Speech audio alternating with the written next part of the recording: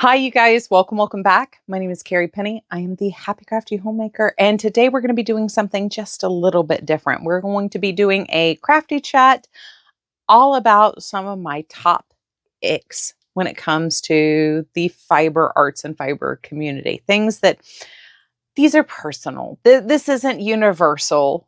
I have strong opinions on certain things, and I don't mind sharing them, but please understand, like if these things don't bother you, if these are things that you do, like I'm not saying you're a bad person. This isn't a judgment thing, but some of these might feel like they might hit a little close to home to some people. And I don't mean for that to be personal. Like this is just for me. This might be where I get a little judgmental sometimes. And it does happen. I am human. I 100% can be judgmental. I also think I'm fairly balanced most of the time. Anyway, so the first thing I'll say is something I have harped on about many times on this channel, which is yarn and stash shaming. I think every fiber has a time and place. And if you don't like something, that's fine. There's nothing wrong with not liking something, but being mean to other people who do like using it, I have a huge problem with. And then when it comes to stash shaming, I have an entire video talking about why stash shaming is bad for crafters. So I don't feel the need to like go down that rabbit hole again. If you want to know my opinions, I did an entire 45-minute video on it. I will leave that in the iCards and hopefully remember to stick that in the description box down below. But stash shaming and fiber shaming really bother me. You can have opinions. I don't like dishcloth cotton. I use it when I need to make a dishcloth, but I don't like dishcloth cotton. If you like it, that's great. I'm not judging you for liking it. It serves a purpose. It does a thing. And I don't have to like everything you like, and that's fine. But telling people that they're wrong for using a fiber in general, that does really get under my skin quite a bit. Snobbery for yourself, not for others. This is not how we judge other people. This is not why we judge other people.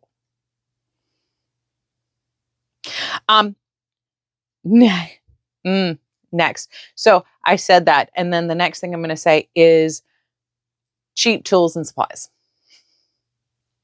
I'm not talking about getting an inexpensive yarn and an inexpensive hook. I'm talking about cheap quality. There are expensive things that are cheap quality, and there are inexpensive things that are cheap quality. They kind of run the gamut, but in particularly when it comes to our tools, we really should be making the investment in our crafts, whether it's, you know, you're into the Knitter's Pride collections, or you want the Chalgoo needles, or you want the Clover Moore hooks, or you're a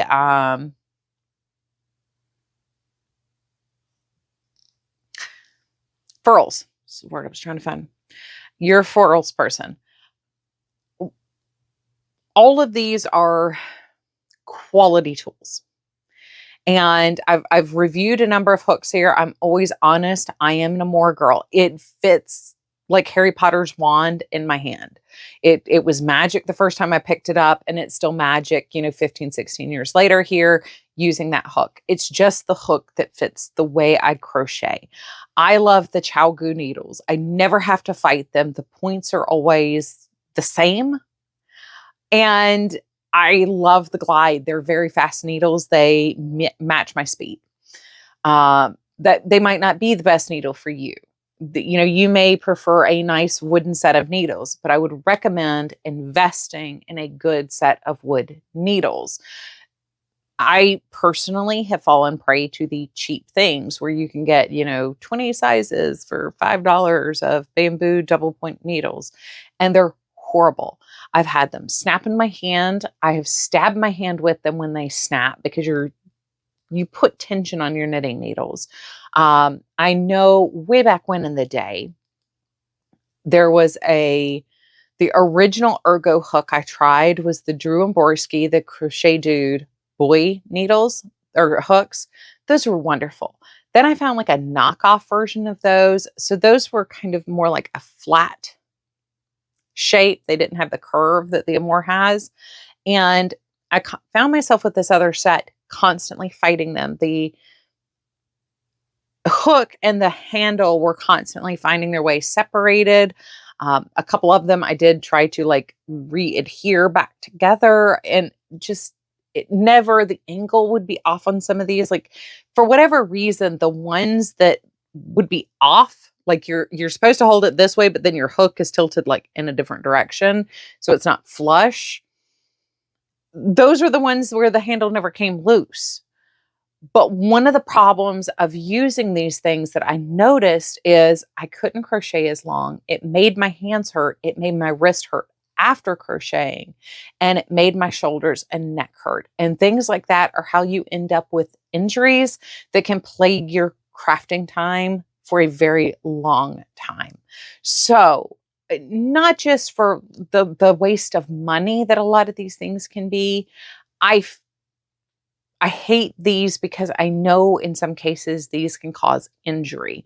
When it comes to cheap yarn, generally it's not going to injure you. You might not enjoy making the project at the end of the day and stuff, but you're especially like some of these no name millins that you can find out there. I'm not saying millins are bad, but like we know Premier has millin bags and they're all Premier or Universal yarns. Those are generally still quality yarns. Same thing with like the old Red Heart ones we used to find, especially at the end of like the potato chip scarf era with all the ruffle yarns and stuff. We were finding all sorts of amazing Red Heart millins. But there are the no-name brands. And some of these they just got knot after knot after knot in them. They're tied off. They're mini bits and bobs on the inside. I've also noticed in some of these no-name yarn companies, they will say that they're, 75% acrylic, 25% wool. And then when you touch it, you immediately know there is no wool in this product.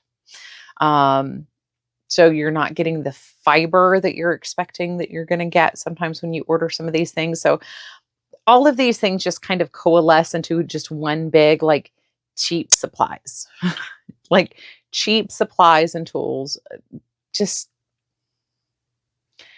I don't think they're worth wasting your money on in a lot of cases. Taking a risk on a small purchase is one thing, but especially like when you're buying an entire set of like hooks or needles and stuff, even the cheap ones, like you're making an investment. And those bamboo needles I got were awful. I've tried a couple of different, like the cheap bamboo circulars and the DPNs. And I mean, they just made my hands hurt. The tips were so dull. I was getting split stitches. It made everything just so much more difficult. And that's why I'm constantly advocating, especially when I'm doing reviews and stuff, purchasing quality, whatever works for you, but purchasing quality and investing in those tools in particular, because your tools should last you years and years and years of making.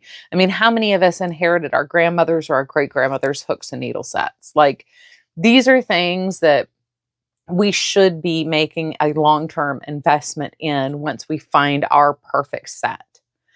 And seeing people invest over and over and over again in things that are making it harder to knit and crochet and potentially leading to injury while crafting. Yeah, it gives me the ick. All right, so next, unverified pattern shares. So I love a good listicle when it comes to knitting and crocheting. My little millennial heart loves seeing like top 30 patterns for fall, top 15 patterns to make your summer more vibrant. I love these things. I love seeing the videos. I love seeing the blog posts. They're fun. They can give me inspiration of kind of things that I want to keep in mind for certain things. I've got a yarn that would be perfect for that. Maybe that's not what I'm looking for, but something similar. I love these listicle type things, but I'm seeing more and more frequently the person putting together the list are not checking to make sure that these are real patterns.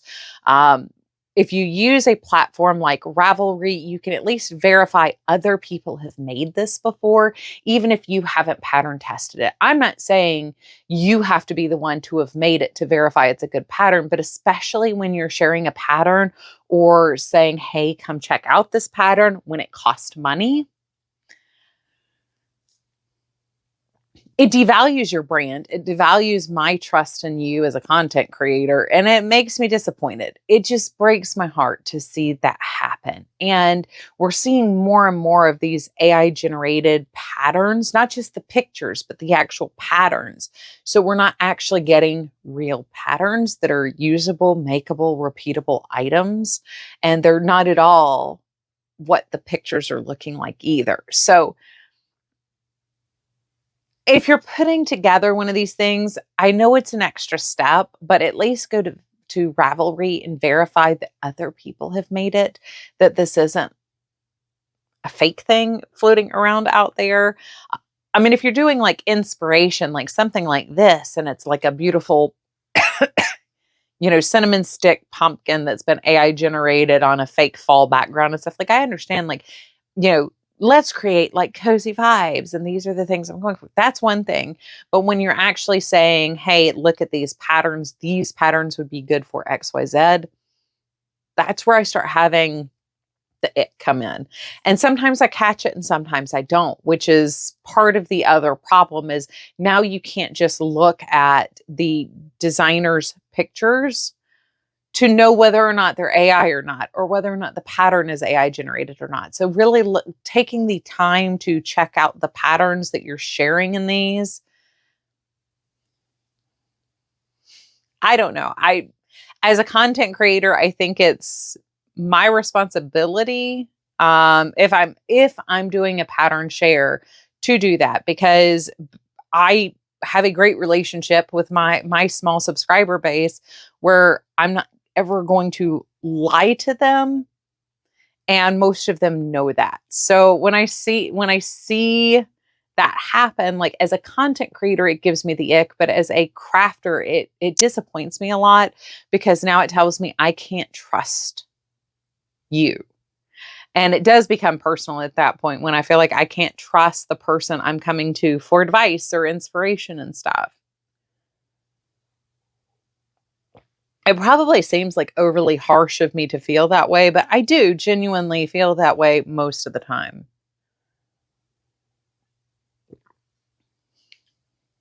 But don't stop making the content, because I love it. I do. I will sit there. It's one of the best things about the way my Pinterest algorithm used to be set up. I followed some people that did a lot of compilation style things like that, but they were all patterns that were like well known. I mean, you would see patterns that were really popular 6 years ago pop up in a lot of these things. And, the new knitters were just finding them, or the new crocheters were just finding them. It's always so much fun. The interaction and stuff with a lot of these, I don't know. It's probably a very millennial thing, but still love it. This one is also, it hits close to home as a content creator, but it also hits really close to home as somebody who I consume a lot of content. And most of the time, I'm savvy enough to know that, in particularly in short form content on apps like the TikTok, you are just being advertised to 24/7. It doesn't matter if you're look at this skincare item. This is all I use. This has made my skin perfect. But then the next day they're saying, oh, look at this skincare item.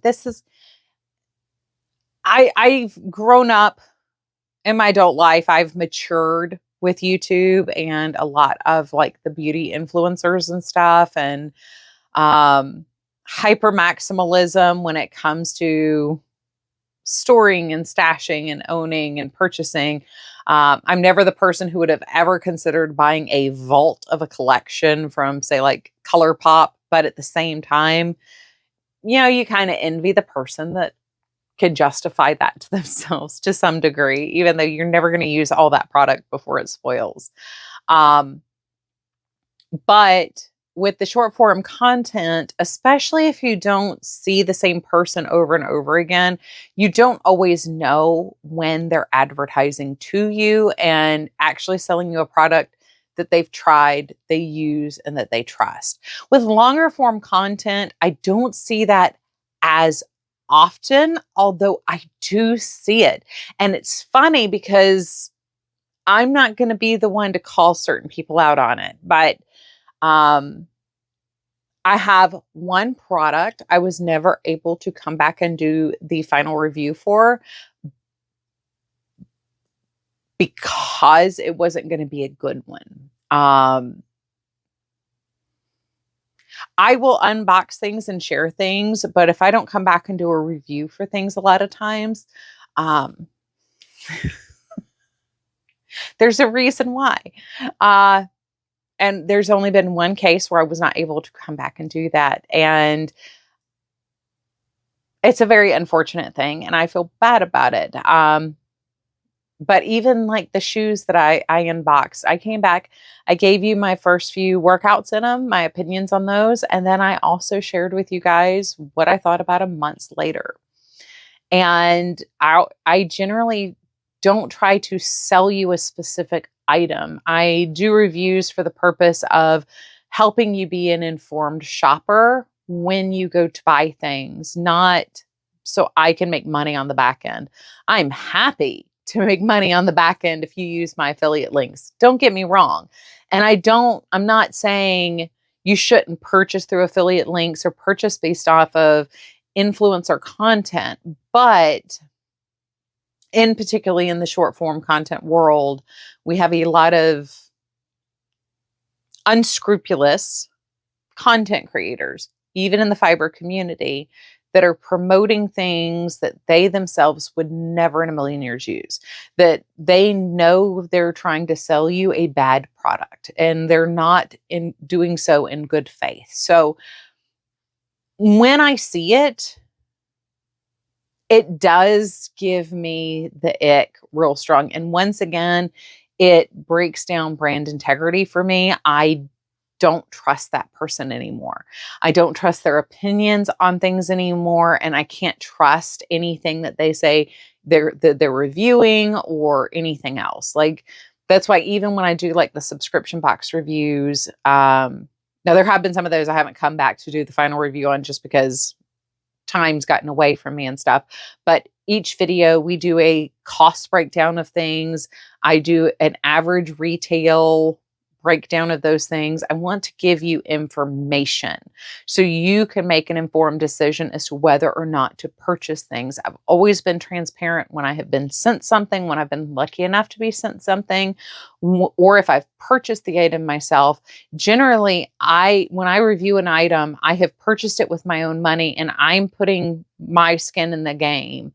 And I can tell you, I don't want you to spend money on this, or I do want you to spend money on this. Like, this is a safe purchase. And that's generally my goal. And I try to give you tons of information that is not opinion based, or as much as I can before giving you my opinion, or as in tandem of giving you my opinion. And I know some of these sponsorship deals can be very lucrative.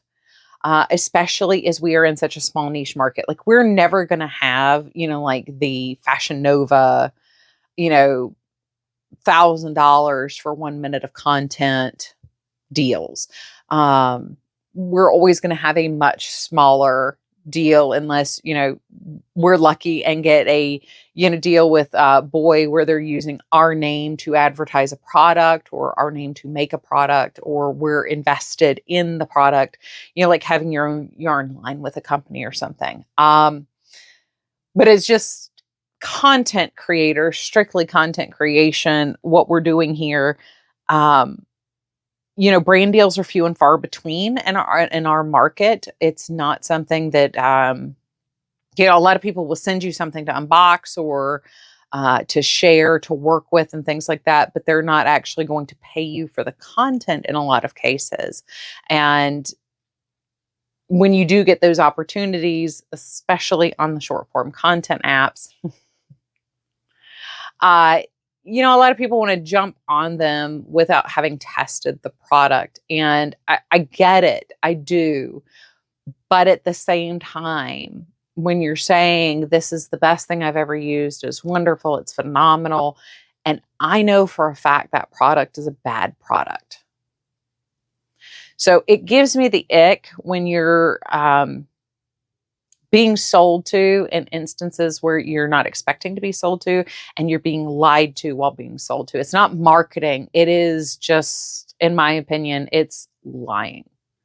There are ways you can market items that aren't great, but this one, and I think I have way more icky feelings about it because I see it not just in our community, but because it has infiltrated our community. I don't know. Because I set up my channel based on doing reviews for certain things, to test to see whether or not certain things were worth the money, I set parameters on what I would and wouldn't do and what I would and wouldn't say. And the one time I didn't hold myself to that standard is the one time it bit me, I feel, in the butt. So anyway, I don't want to just keep harking on this. I could just harp on about it for ages.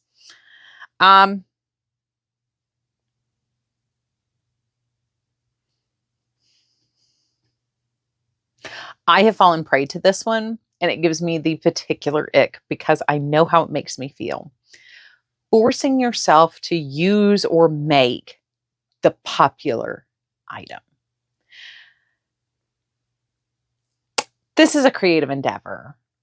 We really should be doing things that we love and enjoy. Now, I understand if you're making something for somebody else and it's just not your jam, but you really love that person and you want to make them this thing that they want.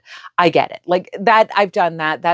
It is what it is in that case. You're making a gift. It's not for you. But for the most part, we should be enjoying what it is that we're making, what we're using, the tools that we're using. We don't need to be always in the end. I know I'm not saying I would never make popular patterns. There are certain popular patterns I absolutely love. Of course, like I'm going completely brain dead on like the boxy sweater. It's not the shape for me, but I understand people who want to make that boxy sweater. It looks so cute on so many people. It's kind of a universal style. It is super popular. You see everybody kind of leaning into stuff like that. I love it. I have zero issue if you want to make the popular thing, but it's if you want to make it. Making it because it is popular is very different than making it because you like a popular pattern. The one with the lacy yoke, everybody's been making knitting the last couple of years. I'll put it on the screen because the name just totally out of my brain. But I actually love the sweater. I think it's beautiful and I will eventually make one. And I understand why so many people like the pattern because it is, from what I've seen, very easy to adjust, adapt, to change. It's a good foundational base to achieve a shape of a sweater. So like, I understand. I'm not saying don't make the popular pattern if you actually like it, but making it because it's popular, what are you going to do with your finished object after that? I mean, if you don't really like it, why? Also, forcing yourself to finish something you just absolutely hate. Like you get into the project, you thought you loved it, you thought you were going to love it, and then you just end up hating it. And you're never going to have good feelings about that finished object. So what are you going to do with it? Like ask yourself, like, what am I going to do with this after I'm done with it? And I've fallen prey to the same thing. I feel like I have to do something. I have to make something. I have to do. This is what's popular. I need to be a part of that. I need to use this yarn that's so popular right now. Like right now, in a time and place, in the moment right now, I'm seeing everybody going cuckoo bananas over the Karen anniversary cakes. There is a particularly nice color this year. Once again, I can pop it up here on the screen. I love the color of this yarn. I don't like Karen anniversary cake. I am not going to go out and buy this and make myself make something out of this because it's popular right now. This is what everybody wants to be using right now because I don't like the feeling of the yarn. I just don't want to work with it. And that's fine. There's nothing wrong with that. Mohair right now is having this huge resurgence, like massive. I am seeing everybody put mohair into something. I'm not saying I will never put mohair into something because I do like mohair, but I don't think it needs to be in everything all the time. And I live in the Southeast where even when it's cold, it's humid. And I'm just saying those fluffies and the sweaty bits. I mean, I'm not a petite girl. I'm a hefty chica over here. And it's just not my jam. It's not my thing. And that's fine. Like I don't have to be part of Team Mohair. I don't have to be. I can if I want, but I don't have to be. And I see a lot of people I see it on Instagram, I see it in short form content, and I see it in long form content where they feel like they have to make this popular thing. They need to do it because that's the thing we're doing, or they have to combine things because that's the thing we're doing right now, and that's on trend.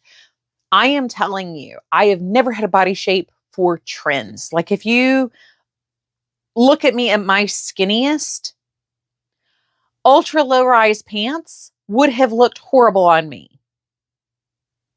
And I was at my skinniest when ultra low rise were popular. I was not part of the whale tail gang. Now, low rise, where it hit on the hip, totally rocked that.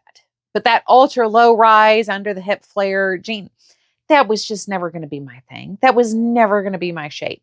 I am short. Super skinny through the thigh, boot cut or flares, not always going to be my thing. Now, a nice relaxed fit flare, boot cut, that's fine. But, you know, that super shortening bell that some of us had in the late 90s, early 2000s on some of our pants, not exactly the style that looks great on me. So I've had to learn. If I want to follow a trend, most of the time it's not going to look great on me. Trends are not made for my body. Trends are not made for my shape. And at 42, I'm only just now really, truly embracing that in multiple parts of my life. And I understand why I will never be a chenille yarn person. Bringing it back to fiber arts, I don't like chenille yarn. I don't like it. I made my charcoal stuffy. I would rather buy or have wonderfully sent to me things made out of these chenille yarns because I don't like it. I don't like working with it. It's not fun for me. And that's fine. There's nothing wrong with that. Just because it's popular, and that's been popular now for about 6 years, 7 years, it's been super on trend to use these chenille and velvet yarns. I am an avid crocheter. I live heavily in the crochet world. Amis have been mega popular for years now. I don't like making amis. Occasionally I make one because one will strike my fancy, but I don't have to make all of them.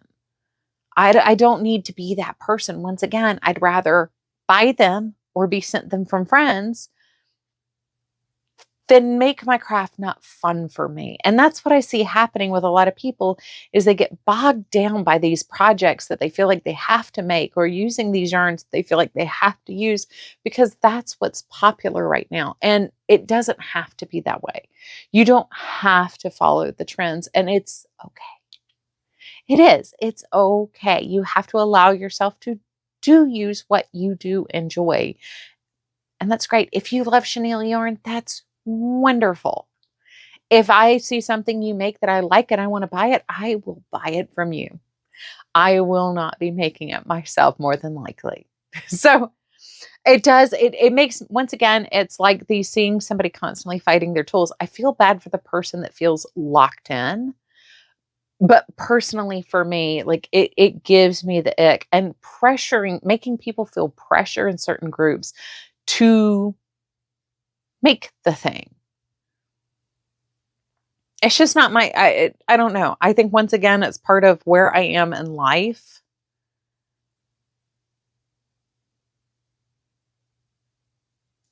I don't want to say I matured, because I certainly have not matured, but I think my ability to care in that way might be busted. Oof. This one's going to ruffle some feathers, I think, but I've fallen prey to this one myself. Once again, like the trends of the popular thing, making the popular thing, using the popular yarn, only using the yarn the pattern was designed with. So part of this is just having been here for so long. I've been crocheting for 37 years. I mean, it's been a long time since I learned how to crochet. And I've been knitting for like 18, 19 years. So once again, I've been through trend cycles, some of them multiple times. Chenille.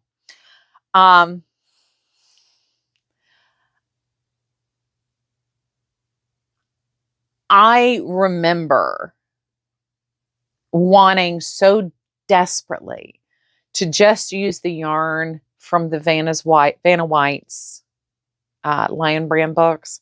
But at the time, Lion Brand was too expensive for me. I was a kid. So I was using Red Heart and Karen Simply Soft and Karen Windtuck, and I think Sayel was still around at that time. If I wanted something that looked fuzzy, there was Symphony by Red Heart, and then Symphony from Karen. Anyway, I remember getting that book and just desperately wanting to use, Woolies, or I don't think Vanna's Choice was around yet with the book that I had. I think it was Woolies was the big one, or the fisherman yarn, the one that comes in the brown wrapper and 3 shades of tan and off-white. I remember wanting to use those because that's what the pattern called for. And at the time, I didn't understand pattern yarn sizes.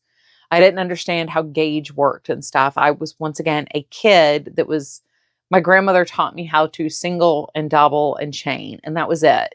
From there, I learned how to read patterns. I figured it out on my own.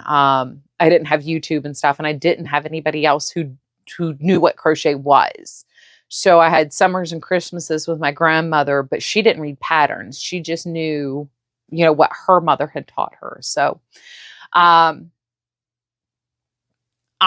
remember desperately just wanting to use the yarn that the pattern called for, because I knew it would come out right in my mind. But I think it's a very important skill to learn how to yarn substitute. Especially right now, where we're seeing a lot of companies, unfortunately, going under or changing or changing their yarn bases. We've seen companies that have been purchased in the backside that we didn't know had been purchased or moved around and stuff. And their yarns no longer being manufactured in the same place. And so I think we do need to learn how to substitute yarns to get the finished image. We need to practice thinking in these intangible terms. For our own security and also for our own creativity. I There's another video I want to touch on that I've seen other people do as other than the Icks video here, talking about the beigeification of knitting in particular. And I think I run in a different crowd than a lot of these people do, because a lot of the people I follow, a lot of the things I see, in particular because I do knit and crochet, and I'm very heavily involved in the knit and crochet social media landscape as a consumer of the media. I see tons of people making substitutions. A beautiful example that I've seen a lot of right now is the cedar Halloween Mal. Some people bought the kit, yes, and that's a great way to do it. Like if you don't have a stash to pull from, or you don't have a favorite yarn or anything that you work with, buying the kit for something like that, or the Persian tile blanket, that's wonderful. But, like in my case, I had plenty of yarn to choose from. I had a couple of different variations I could have gone with as far as my color palette. I went off script and did my own thing. And I knew my blanket's going to end up being a little bit larger because I'm using worsted weight instead of DK weight. But I have seen so many people like just stash bust it. And they're using scraps from all over the place. Like some of their pumpkins aren't even the same color. Their blacks may not always match from section to section. I love seeing this, and these blankets are beautiful. They are interesting. They are fascinating to look at. Some people went off script a little bit, like they didn't like the pumpkin square, so they made a witch square, or they didn't like the cat, so they, decided to make double bats. We need to learn how to do these things to have the final result that we really want, not just some blanket flat version that will do. I know how I felt when I finally started to understand these things better, and part of it's just experience. Lots of experience was had, lots of trial and error was had in the first 10 years I was crocheting. I didn't have people talking about these things. I mean, even on TV, like we had Carol Duvall, but she was more making like home decor stuff. She wasn't a knitter or crocheter. Sewing with Nancy was sewing. She wasn't making yarn things. So I didn't even have like that PBS show to kind of drive me to where I was going. So I want to see more people learning how these work, because not only can the fiber type change things, the colors can change things, and really finding your palette and using your palette. Like hedgehog fibers, they don't really dye anything if earth tones is your color preference. So if the pattern calls for hedgehog fibers because that's what the designer used,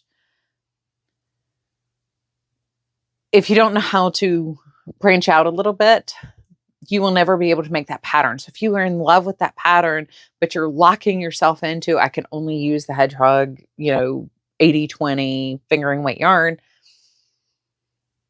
you're preventing yourself from an experience that you would really love. Any fingering weight 80/20 merino nylon is going to work in this case, probably. Look at the yarn and find something similar in your color palette from a different brand. And there's nothing wrong with that. And I'm seeing, I think because from my perspective, we had this huge influx of new knitter and crocheters that came into the world, our world in 2020.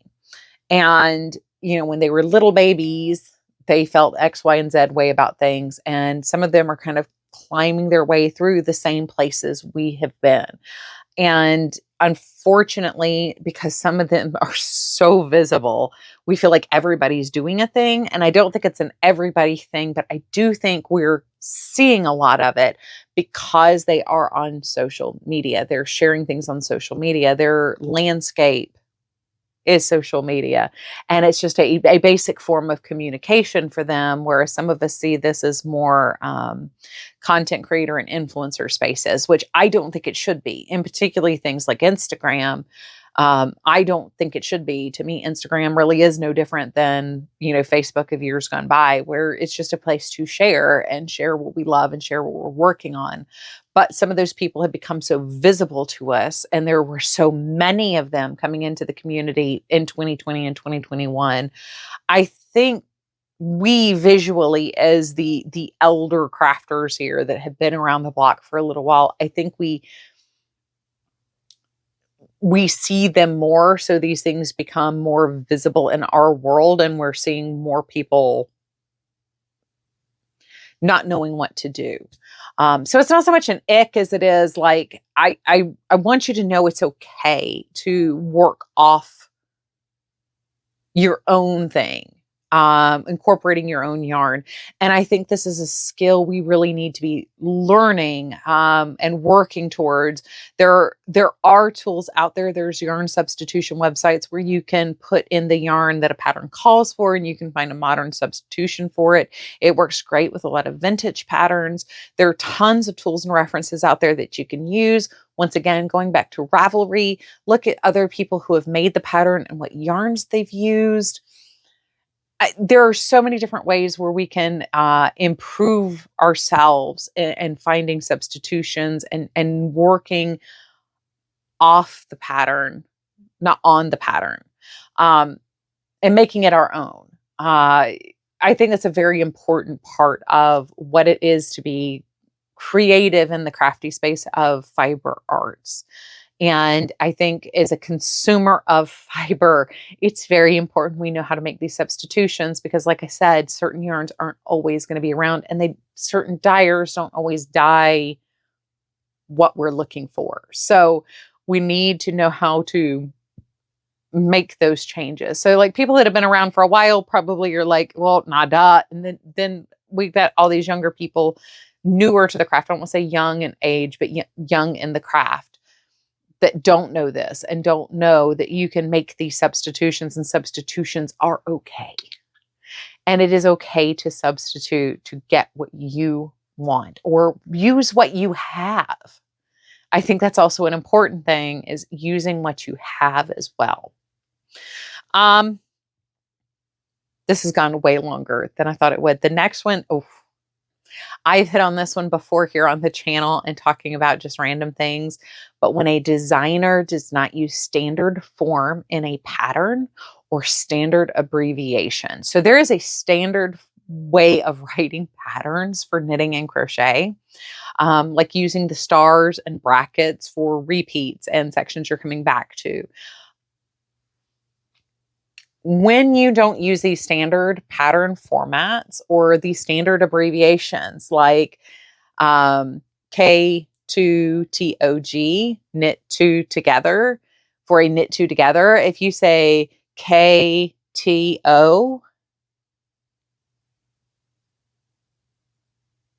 nobody's going to know what you're talking about. There is a reason why there is a standard form. Now, I understand not everybody is good at understanding written patterns. When I do a tutorial, I do try to explain the exact same thing in at least 3 different ways. I know it drives some of you bananas when I do a tutorial, because I say the same thing over and over to you because you got it the first time. But we absorb and comprehend and see things differently depending on how it's being explained to us.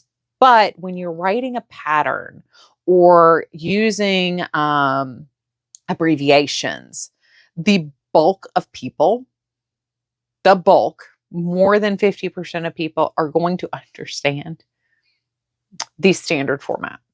Now, if you are one of the people who have issues following a written pattern, I highly recommend figuring out, number one, what part of it is it you're struggling? Are you struggling to find your repeats? Are you struggling to visually see like row 1, row 2, row 3, row 4? Because reformatting it for yourself can be as simple as highlighting what it is that you're missing. For me, a lot of times I do highlight repeats, especially if I'm doing an intricate pattern and it's not a 2-row repeat where I can easily memorize it within 6 or 7 times of passing through that row. I do highlight sections. There are certain patterns where the print is very difficult for me to focus on. So I will highlight blocks so I can visually see it. When I'm doing garments, I highlight everything for my size, not just for the ease of at a glance, I can see I need 32 stitches on this row, but it also shows me where I am in the pattern, what is going on. It helps me to better identify the information I'm looking for. So I would definitely recommend, if you're one of the people that struggle because of any type of neurodivergence, I would recommend looking into study tools. Also, things like changing the color of your paper sometimes can help. So printing your pattern on a colored sheet of paper, or putting it into a clear poly folder, sometimes that can be beneficial. So I would look into tools like that if you are part of the minority of people that need adjustment for some reason. But if you are writing patterns and expect to be able to have a repeatable finished object for everybody who's purchasing your pattern, it needs to be in the standard format using the standard abbreviations and standard names for things. Now, having said that, I just ran across this situation where a designer is calling something one thing, but nobody else calls it that thing. So I don't know, like, if she's doing it wrong or if it's something that's in the process of changing names. I have been around long enough where I've witnessed that happening. So we do have things that change names. We do have certain acronyms and things that will change over time. And some of us will be crafty long enough that we see these things evolve and change in real time, which is kind of weird. But when you've been around for a while, but it just drives me insane. It's one of the reasons why I quit pattern testing. I could probably go back to it now, but to be honest, fighting with the designer because they just trail off. They don't even tell you to repeat things. And then they're like, well, my customers, and it's like, no, standard thing is to say you repeat star to star. And if there's anything after the repeat, you write it out. But just literally this is the section meant to be repeated. No bracketing, no stars, no anything. And at the end, you should have 120 stitches. Well, of course, like this only did like 1/12 of the pattern section here. And there was no mention of repeating this because it was setting up the wedges to make a circle. That was the last pattern that I tested. The finished object I have is absolutely gorgeous, but that designer actually removed my picture and tag for her pattern because she was so mad at me for telling her she did it wrong. And I will stand by this. Like, this is one of those, this may be a universal thing. One of the few universal things I will say here. It is a standard form for a reason. And just going off on your own, I'm going to be honest, you're writing a crappy pattern. And I see publishers that don't publish patterns. Like if you get an interweave press thing, they make sure everything's in standard format. Anything by Interweave Press, if you buy a book, it's brilliant. Knitting, crocheting, doesn't matter. They also are really good online at putting up the updates for patterns if there was a typo in an edition of the book. But there are people that will publish things that are, they don't primarily publish patterns. And they do some weird stuff too. Not even just the formatting, but they will change things. that make no sense to change.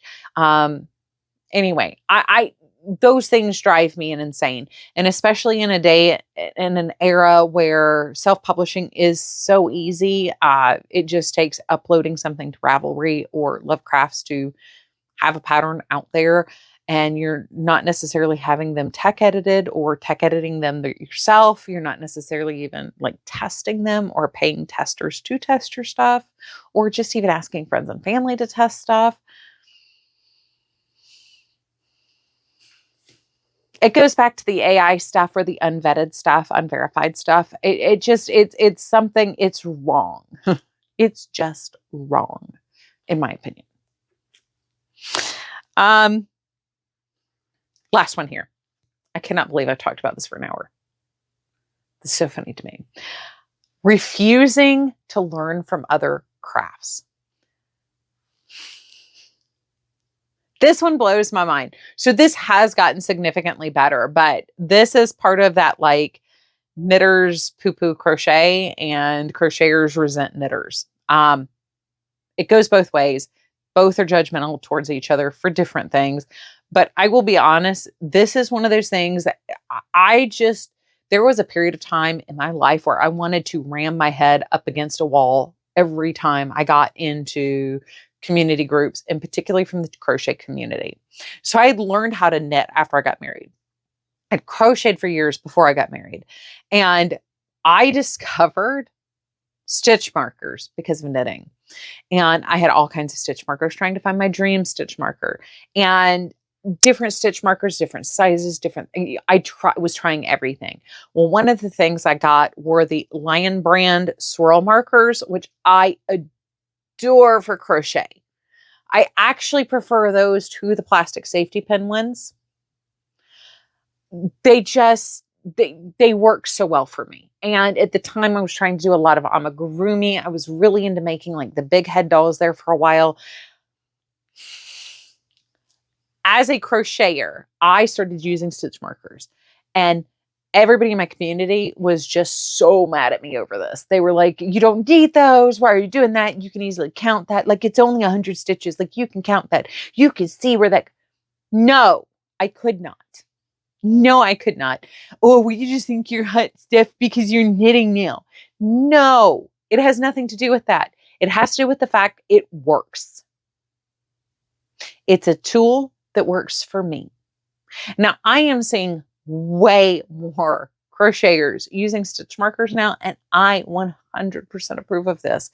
But I've also seen where knitters do the same thing, where they're like, oh, well, you can't use that for this. And I'm like, watch me, sis. I am not sassy, but once again, when it comes to snobbery and shaming, I get heated.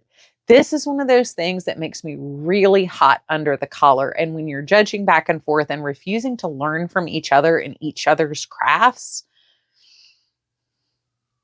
it makes me want to slap a woman.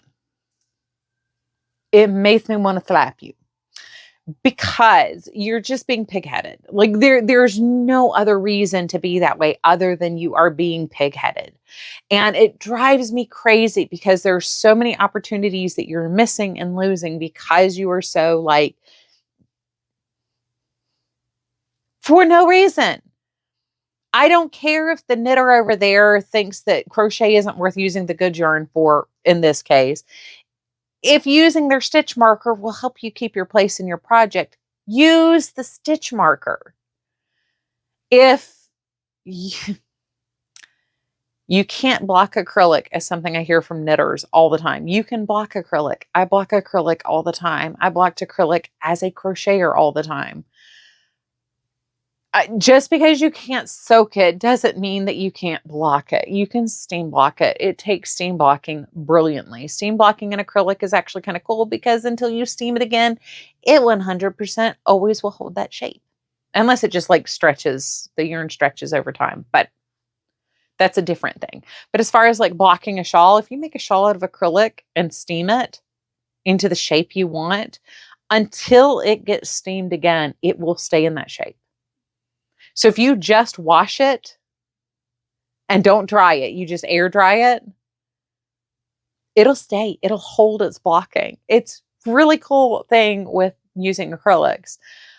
But I was actually in a knitting group many years ago where they were trying to knit a blanket using acrylic. It was a baby blanket, and the whole point was like these were to be donated. And somebody was saying that their edges were curling. They were going to have to do X, Y, Z to fix the curling because it was driving them crazy and they couldn't stand it, and yada, yada, yada, yada. Anyway, I just said, well, if you don't want to do all that, because I think she was saying she didn't really want to pick up all the stitches to add a border on it or something. I was like, you could just steam it. And she's like, well, it's acrylic. You can't steam it. And I was like, I steam my crochet acrylic all the time. You can't steam acrylic. And then the moderator came in and said, don't recommend things that might ruin people's projects. And she wasn't even talking about like, you can't steam acrylic. If she steamed it wrong, it could ruin the project.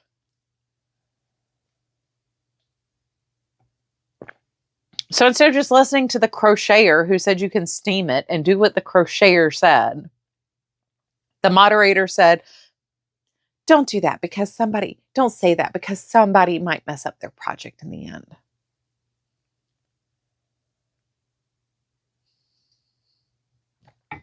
We should learn from each other. I understand there's always going to be somebody snooty. There's always going to be somebody judgmental. There's always going to be somebody that looks at you sideways for what you're doing. And unfortunately, that's life. But if we're not willing to learn from each other, no matter what, we're losing opportunities to make our lives better. We're losing opportunities to make things more fun for ourselves, make it more enjoyable. And that does, I once again, it's one of those, it just makes me feel bad for the person that la la la la la la la la la la la, because you're ruining it for yourself. Yes, you make me feel like I am talking to a brick wall and I kind of want to smash your face into the brick wall. Well, you go la la la la la la. But you're making it worse for yourself. And that really makes me sad. Like genuinely, I feel sad for people that make their lives harder. And I don't want to see you make your life harder just because you're being hard-headed. It doesn't serve you. It doesn't serve anybody. And it doesn't have to be that way.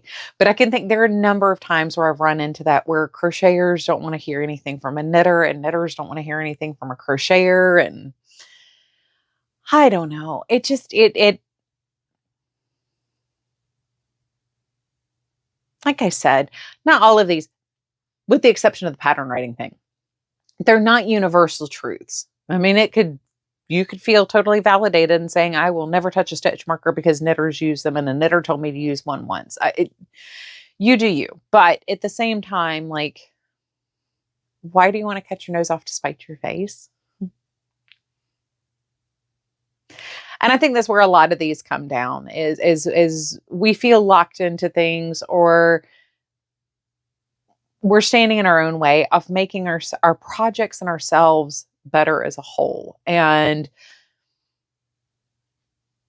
there are certain dangers of being out on social media and stuff. I mean, it is what it is. Life is what it is. And there's always going to be that stuff out there. But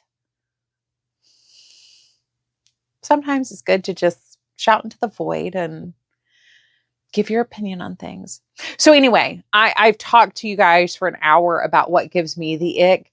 Tell me your icks down below. Maybe we can do a comeback video and we talk about your icks and my opinions on your icks, because give me back your opinions on my icks. So how do you feel about these things? I just list off 1, 2, 3, 4, 5, 6, 7, 8 icks.